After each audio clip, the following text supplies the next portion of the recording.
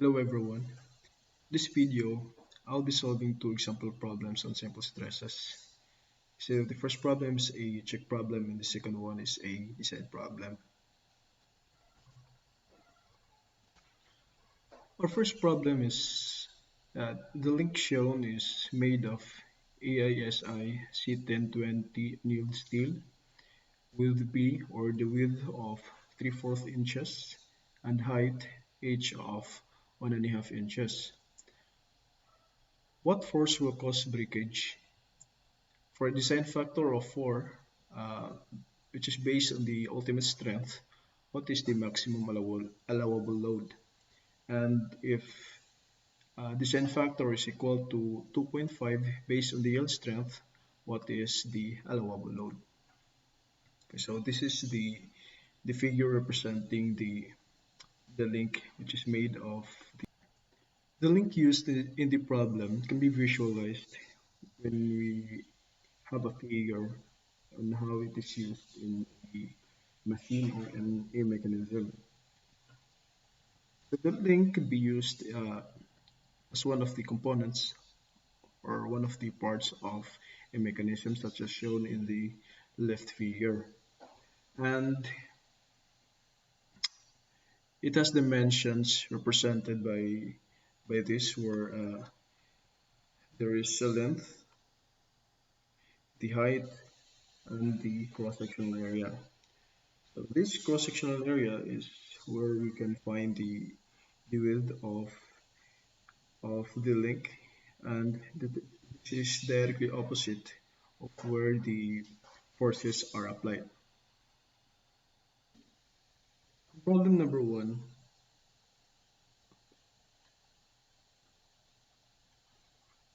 there are three requirements. First is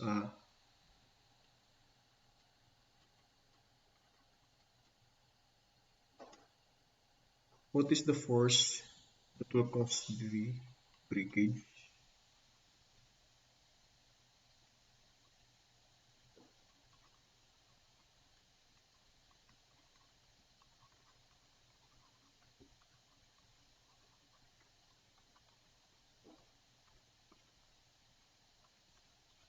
Yes. Next is what is the maximum allowable load?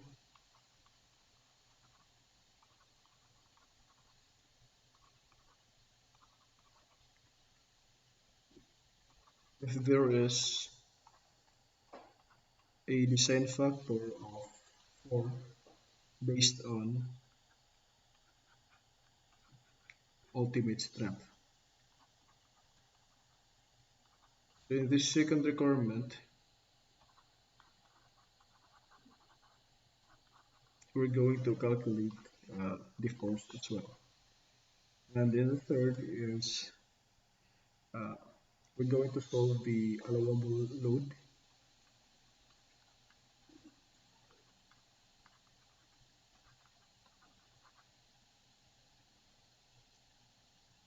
with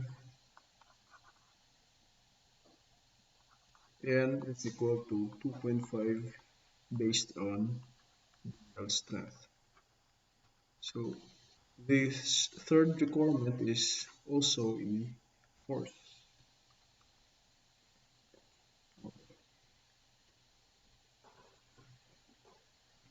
So first is the force, the force that will cause the breakage.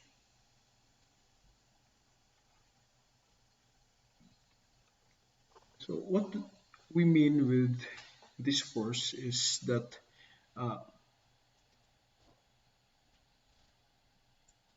what is the strength that we'll be considering or will be using in calculating this force. So looking back in the stress strain diagram, we have the stages that a material will undergo before it ultimately. First is it will undergo the proportional limit.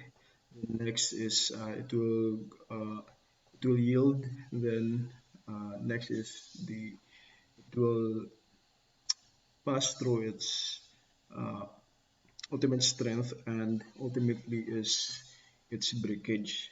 So therefore, the strength that we'll be considering here is strength. So what is the ultimate strength of this particular material? We are given that in this problem that our material or the material of the link is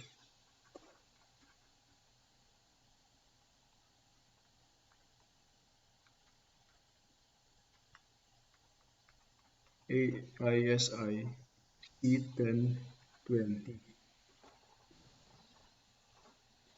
This material AISI C1020 is one of the variant of steel, and in order for us to solve the requirements of this problem, we are going to look these for the properties of this material. So what are these properties? The two essential properties that we're going to use in this problem is the ultimate strength and the yield strength. And we need a reference in order for us to look for these properties. And this reference is the table 87. So table 87 is one of the tables that can be seen in the textbook. This can be found in page 576. So in this particular table, uh, there will be different uh, different variants of steel and iron. So in this table, uh, you'll be able to see the different conditions of a particular material. So a material can be cold drawn, can be normalized as rolled, annealed, or different treatments such as what were the quenching techniques. It can be oil quench, OQT, or it could be water quench, WQT. And you can also see the ultimate strength in KSI, and you also see the tensile yield, the elongation, the allowed elongation, which is 2 inch per percentage, and the uh, reduction area, which is in percentage. Okay, so the properties that we are interested for this problem are the ultimate strength and the yield strength. So we're going to look for the material. What's our material again? EISI C1020, and the treatment is anil. So we'll look here for the C1020. So C1020 is a wrought steel. So we have here C1010, 15. Okay, so we have found the C1020 here. So there are four variants or four conditions of this C1020. And what we're going to look here is the property of the annealed. Okay, so we have found the annealed. So this is uh, condition of the C1020 annealed. Okay, so what is the ultimate strength? The ultimate strength is 57 KSI, and the tensile yield or the yield strength is 42 KSI. So from table 87, found that the ultimate strength is 57 KSI,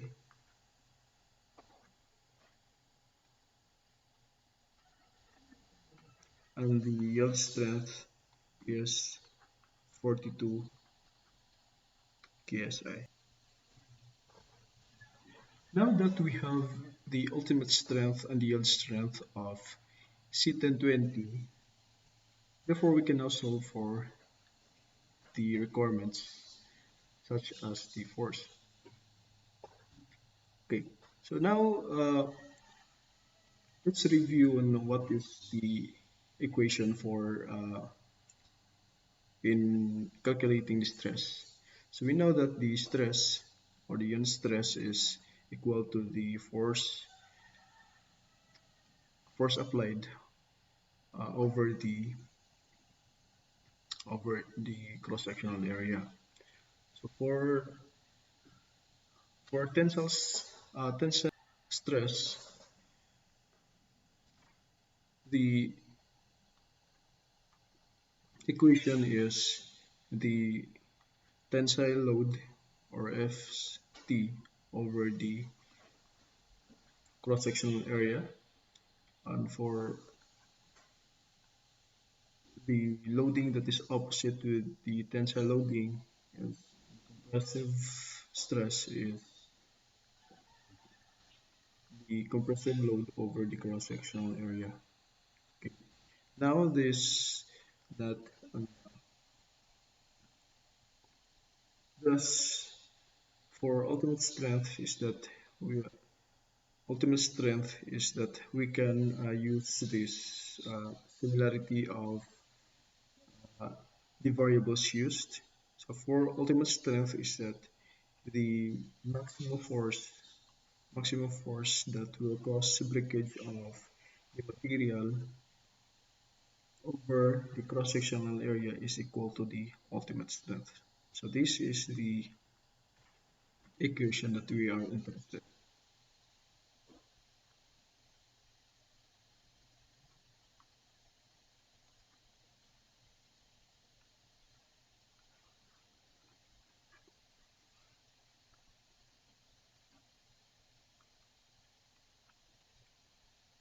Okay. So from that equation, we can have we can solve the force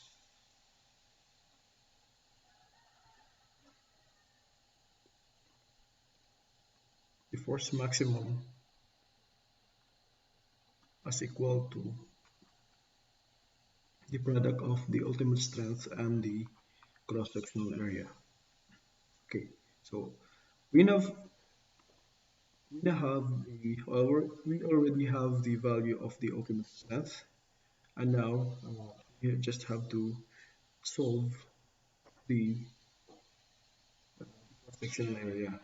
So this is already known, but the cross-sectional area of the link is uh, it's yet to be the area of the link. Okay. So in order for us to get the area of the link,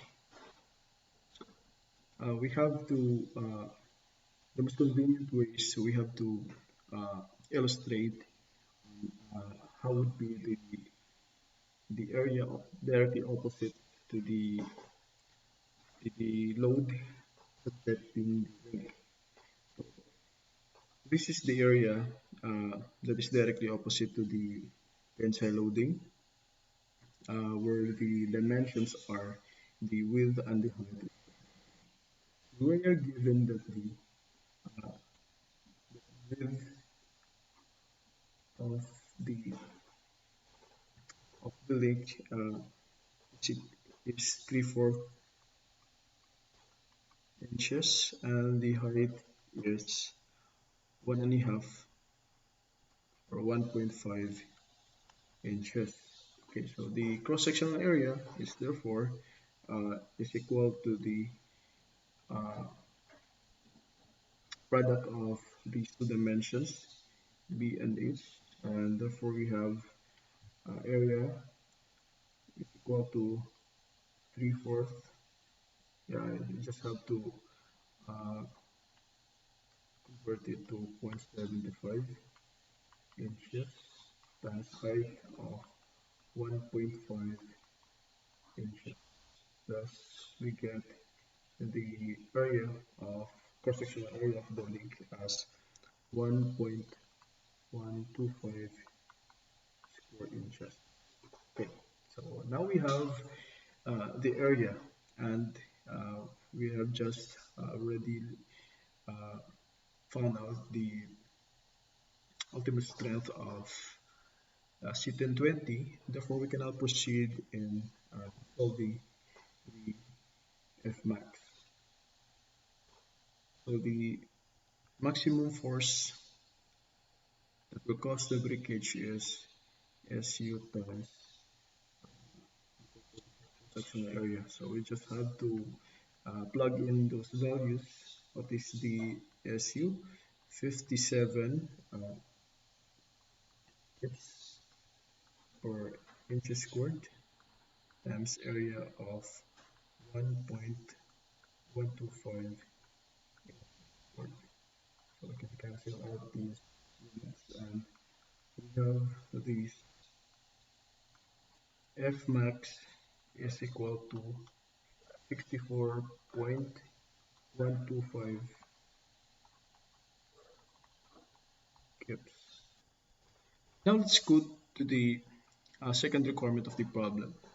Second requirement of the problem is what is the maximum allowable load if uh, there is a design factor.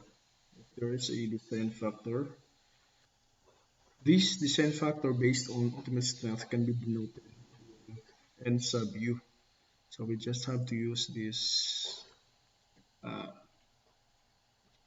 uh, N sub U uh, equals 4 to represent the ultimate strength or the design factor based on the ultimate strength.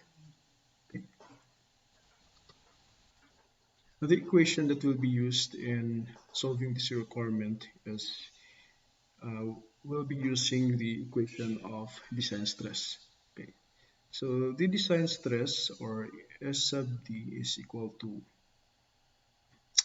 uh, it could be the ultimate strength over uh, the design factor based on the ultimate strength, or it could be also the tensile strength over the design factor based on the yield strength.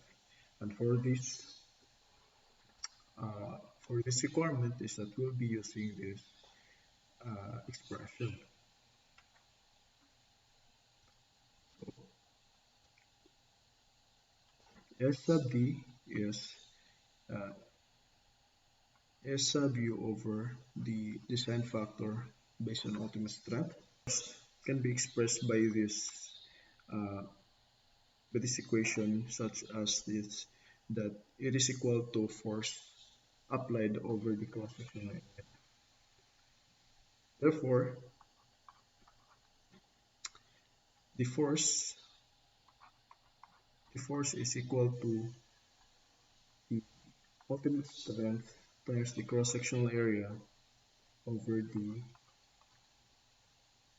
design factor of the ultimate strength. Okay, so this area is already known.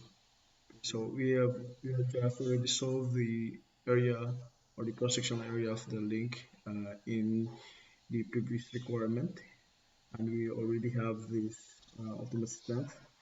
Uh, which we have just found from table 87, and we are given that. And so what we're going to do here is that we'll just have to plug in the values in order for us to obtain the maximum allowable load given that design factor based on ultimate strength. So force is equal to S sub U times the cross-sectional area over the N sub U. So plugging in those values, we have 57 kips per inch squared times the cross-sectional area. The cross-sectional area is 1.125 inches, and the factor based on strength is Canceling out these units, inches squared. Now we have the unit for force as in kips. So therefore, we have the maximum allowable load given the descent factor of 4 is 16.03125.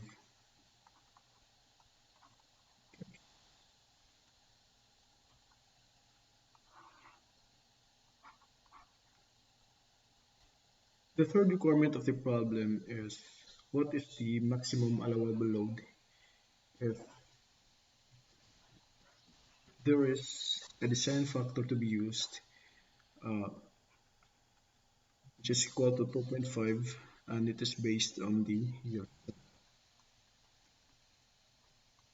We have to denote this design factor based on the strength as n sub y, and it is given as 2.5.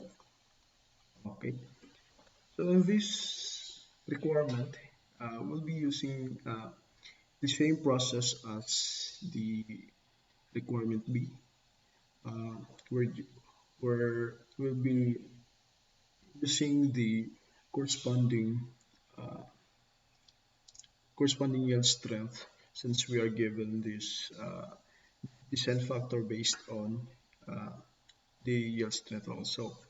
So from the equation of descent stress, we can also derive the equation for uh, this particular requirement.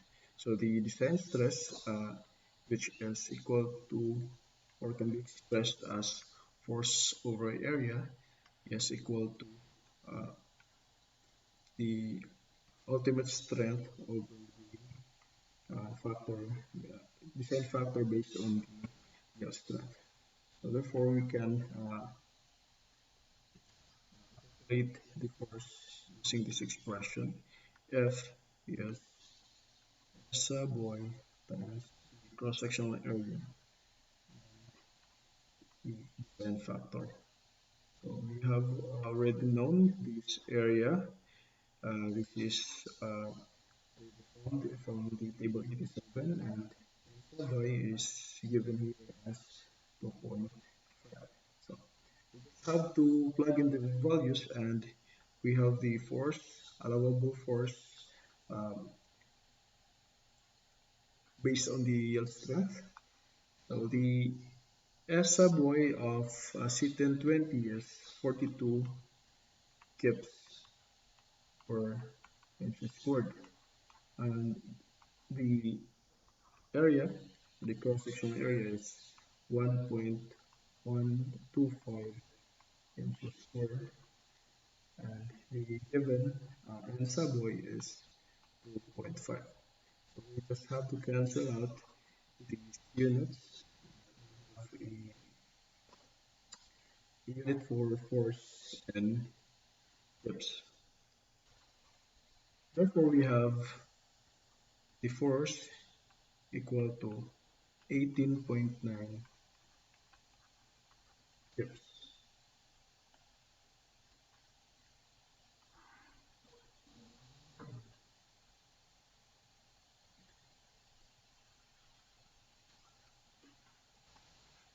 Right, that's it for our first problem. So uh, the problem is particularly simple. No, we have uh, applied these examples of using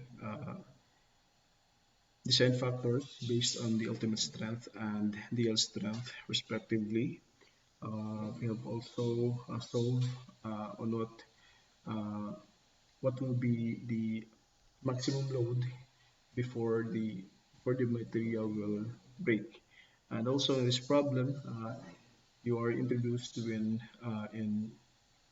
using the tables in order to look up for the properties of a given material. So we are given this particular material, this 20, and uh, the table that can be used in order to look for the properties is the table 87. Now let's go to the second problem. So this problem is a design problem because uh, this will involve selecting a material uh, that will be appropriate based on uh, the criterion that will be given, uh, on which will be designing.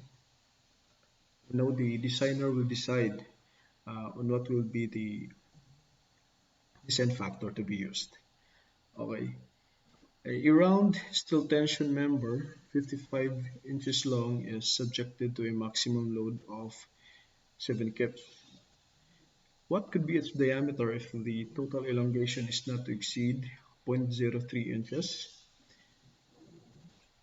Choose a steel that will be suitable in the basis of field strength if the load is gradually applied and repeated but not reversed. So this is the part that makes this problem a design one.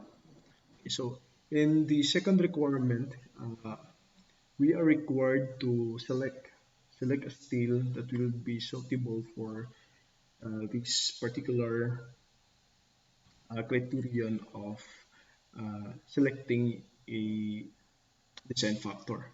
Okay, so we are given here that what would be the steel that the designer shall be using if the loading is gradually applied and repeated but not reversed. In problem number two, we are now involving the deformation that is a consequence when a force is applied into a element. Okay, so we are given that there will be a maximum deformation of 0.03 inches. This deformation is particularly in an elongation, which is a result of tensile load. Okay, so this is an illustration representing the material in the problem, a tension member which has a length, or shall we say, an initial length of 55 inches, and this is round, so we have a diameter here, uh, which is unknown, and it is subjected by a maximum force of 7 kips. In the first requirement, we are going to calculate the diameter of tension member.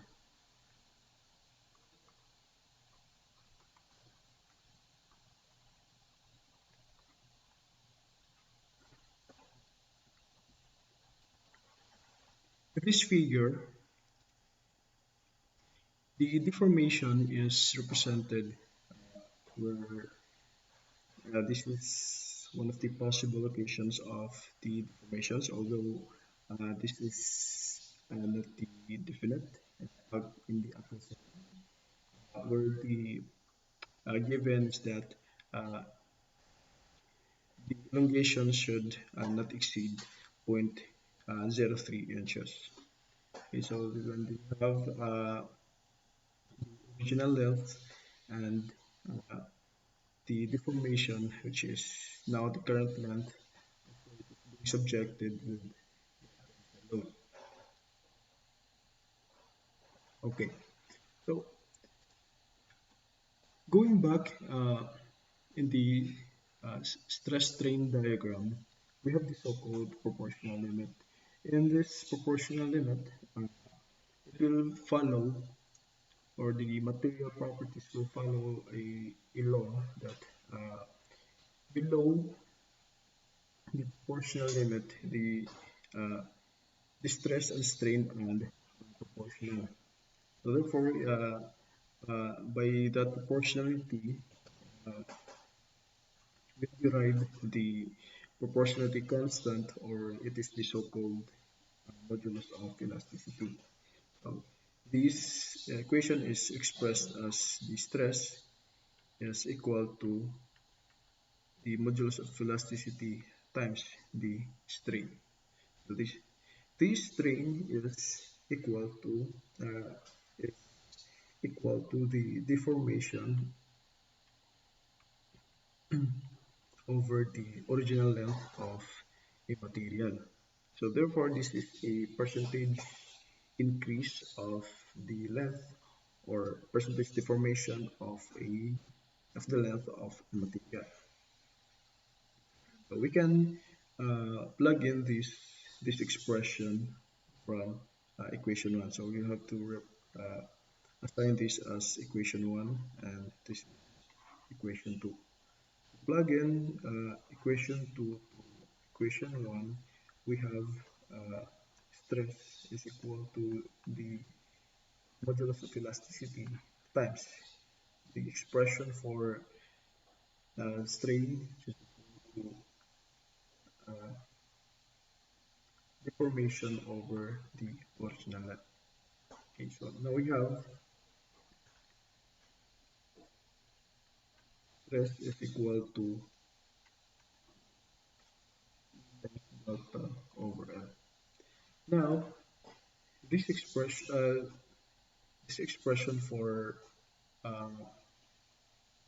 stress is also equal to the force over area. So now we have effectively force over area times the modulus of elasticity times the deformation over L.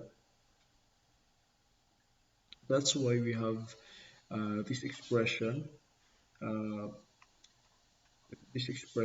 for the deformation, which is uh, equal to force times length of a material over the cross-sectional area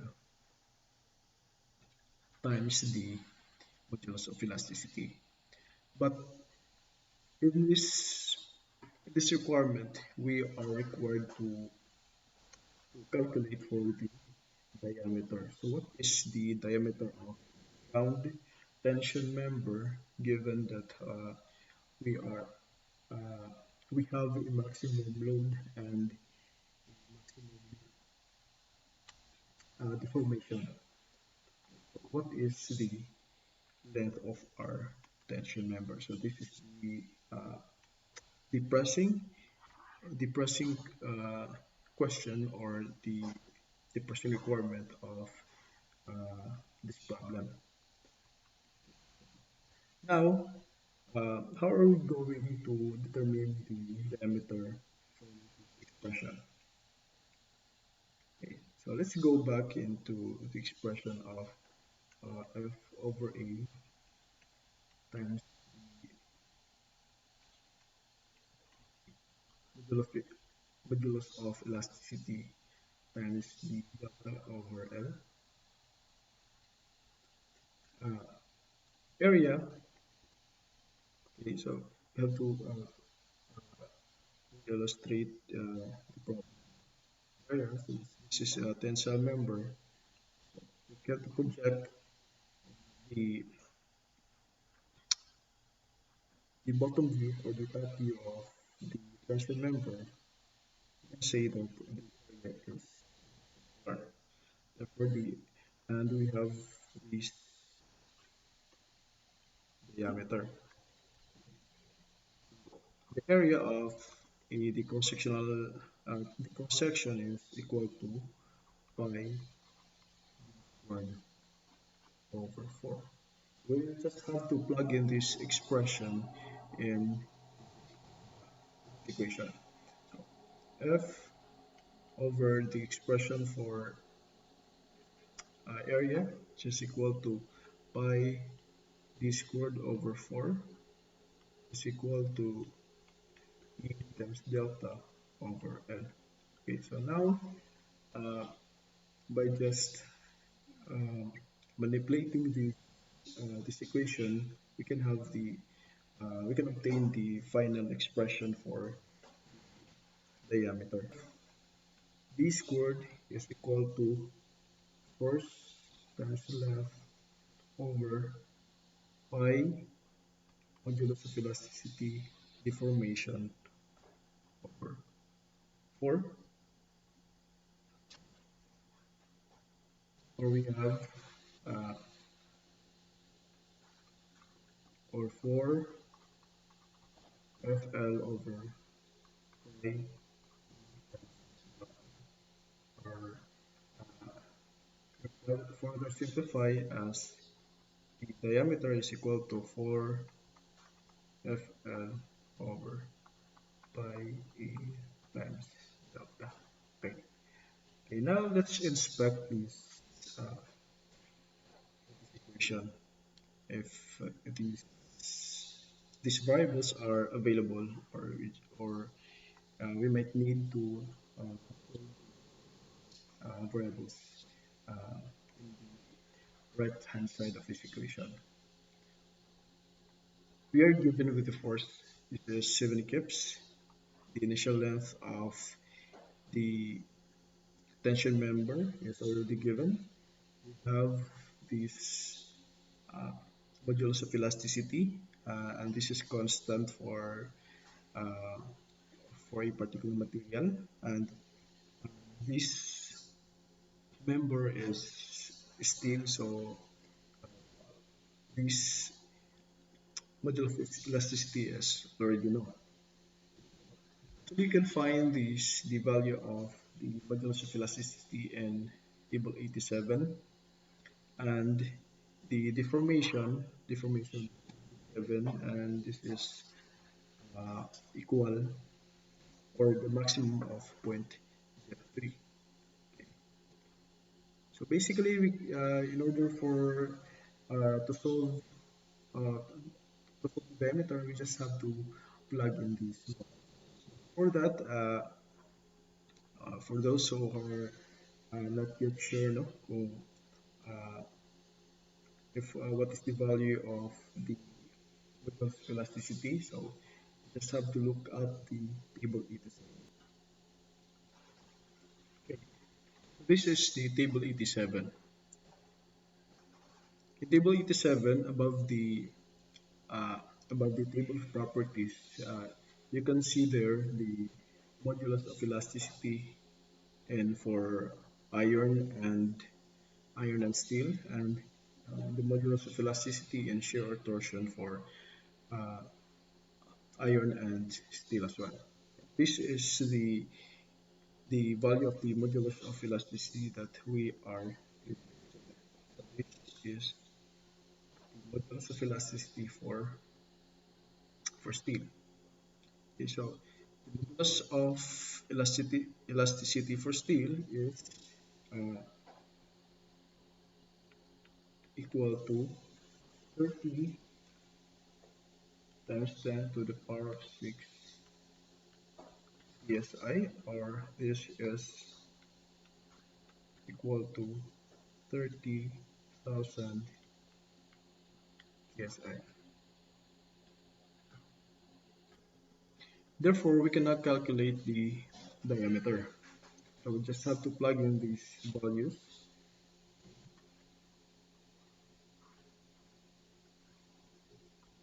for 7 kips times the length of the tension member is 55 inches, y times the modulus of elasticity is 30,000 kips per inch squared, and the the deformation is equal to 0.03.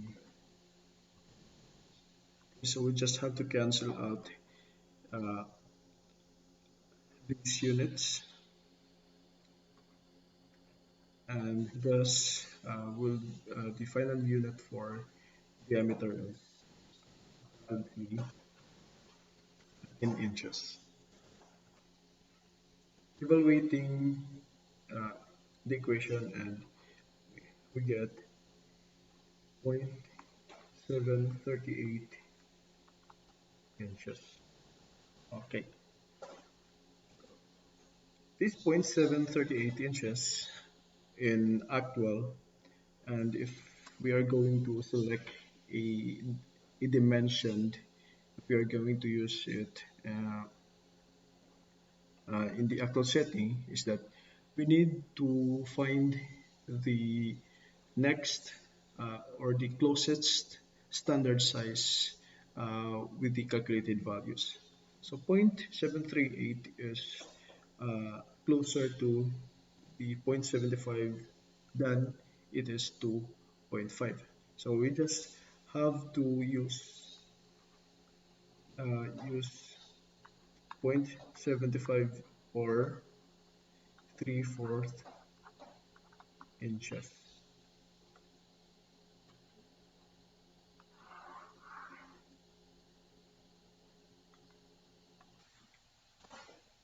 In the second requirement, we are going to look for a steel that is with a given or not or a given criterion of loading. We are going to decide on what is the design factor. So we're good. So this is the criterion that is given in the second requirement. This criterion is the type of loading. As we have just discussed, there are different factors that will be considered in deciding the factor of safety in designing. But in this particular uh, problem, we are given this criterion of loading. Now, this type of loading is gradual and repeated, but not reversed. Okay, there is a table that recommends or suggests the factor of safety basing on this criterion of loading, and this is the table 1.1. So table 1.1 with four different kinds of loading, it suggests different factors need to be used for a ductile metal such as steel or cast iron or a timber. Okay, now in this problem, we're given that the type of loading is gradual, repeated, but not reversed. So uh, in this table, this these are the suggested factors of safety basing on the type of loading. So this is the uh, type of loading referred in this problem. So the second one.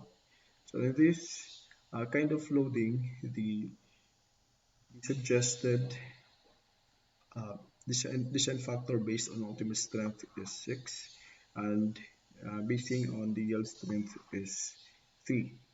Okay, so we can write here that the suggested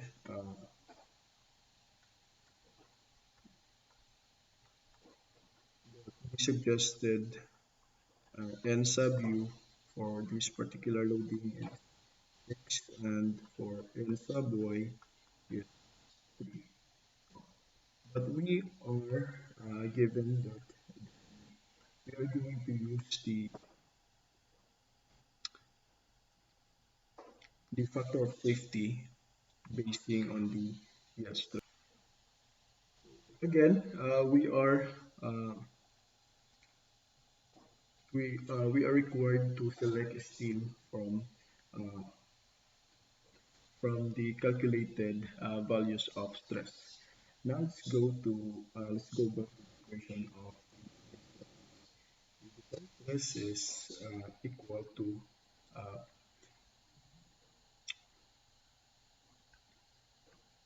S sub y or over n sub y. And this expression for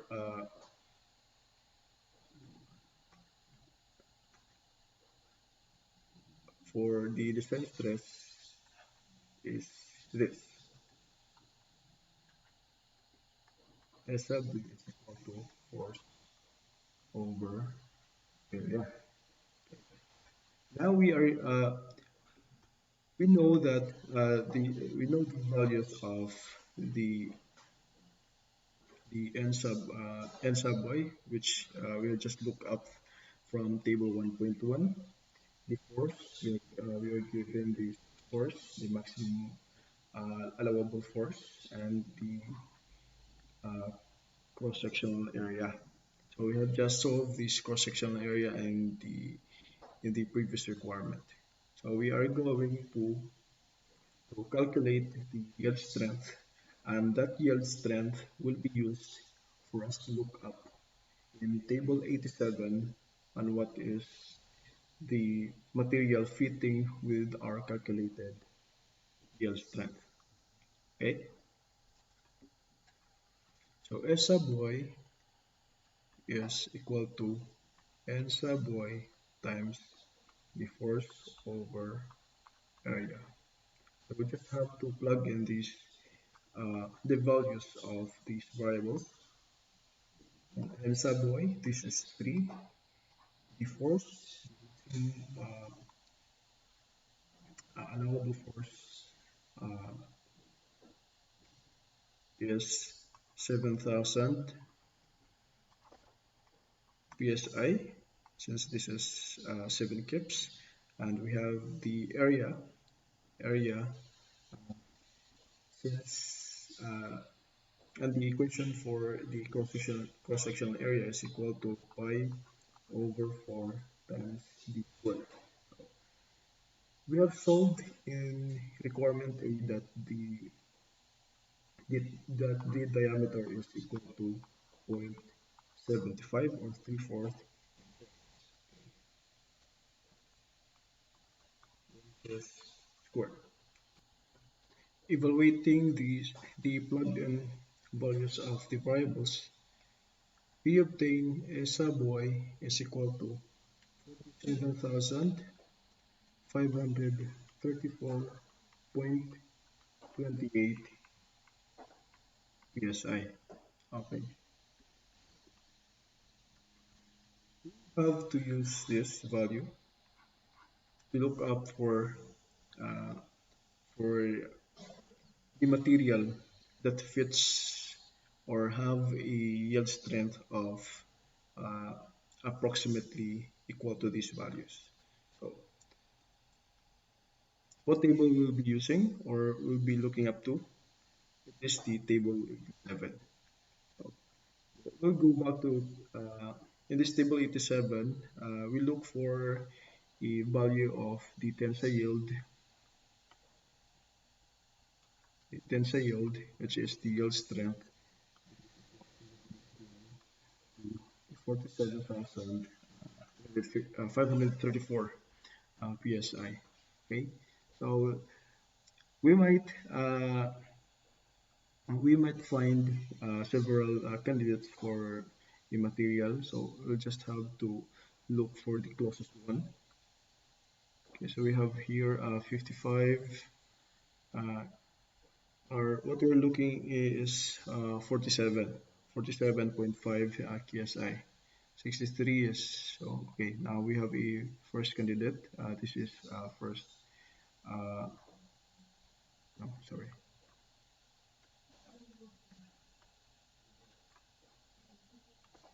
One is we have the C1020 asteroid, which is 48. Okay, the closest. Okay, okay, we have also, uh, how about if we just have to find the closer one? Instead of 46, I will use 47. Okay. Now I have another one.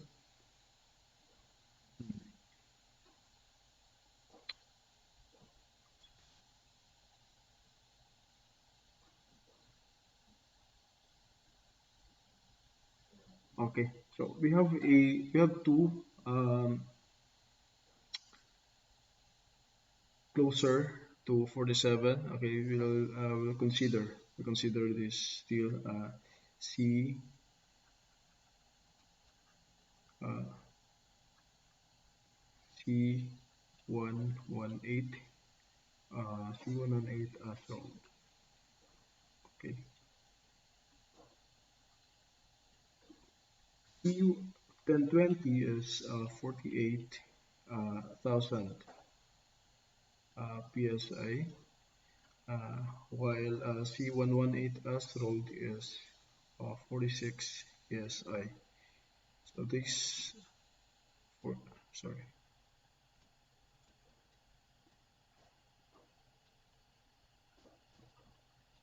So these two are the closest with our calculated values of SY. Okay, so uh, basing this, we can say that the material that we shall recommend using basing on those parameters of uh, the type of loading, maximum load, and the deformation is that we are going to use say AISI C1020.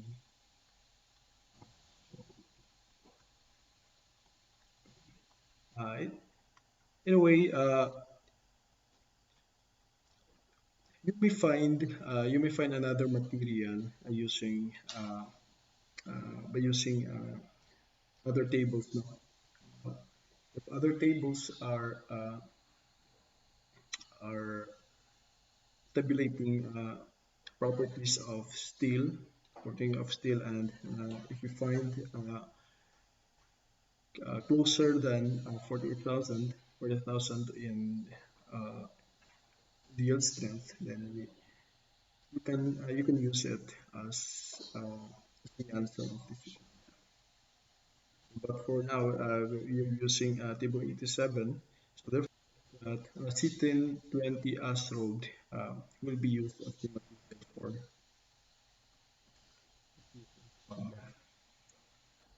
All right. The second problem, which is a design problem, uh, we calculated the diameter of the given tension member, uh, in which we were given the maximum allowable load, the maximum deformation, and those those were the the prerequisite in order to solve for the diameter. And also with the first requirement is that it uh, it gives you the insight and on the importance of uh, approximating the calculated values into the standard sizes, such as when we solve that the diameter of the tension member is 0.738, and and 0.738 is not a standard size, but and and the standard sizes used in the uh, actual scenario are could be uh, one half, one fourth, three fourth, and the closest standard size for 0.738 is 0.75, and thus we opted to say that the size of or the diameter of the tension member is 0.75 or 3/4 inches, and this 3/4 inch size is we were what we used in order to solve the second requirement. And the second requirement, it now uses the judgment, the judgment of the designer on what will be the appropriate material for this type of loading. And in the second requirement, we were given with a particular criterion in deciding the design factor. This criterion was uh, the type of loading, and the type of loading, thanks to table 1.1, we were able to select the or use the suggested value of design factor, and that it was what we use in solving the yield strength.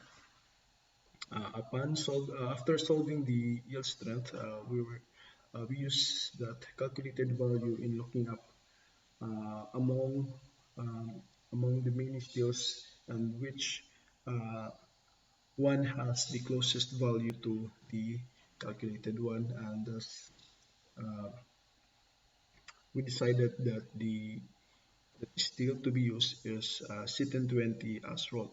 Okay, so that is all for this video. We demonstrated two problems, types of problem, the check and the design problem.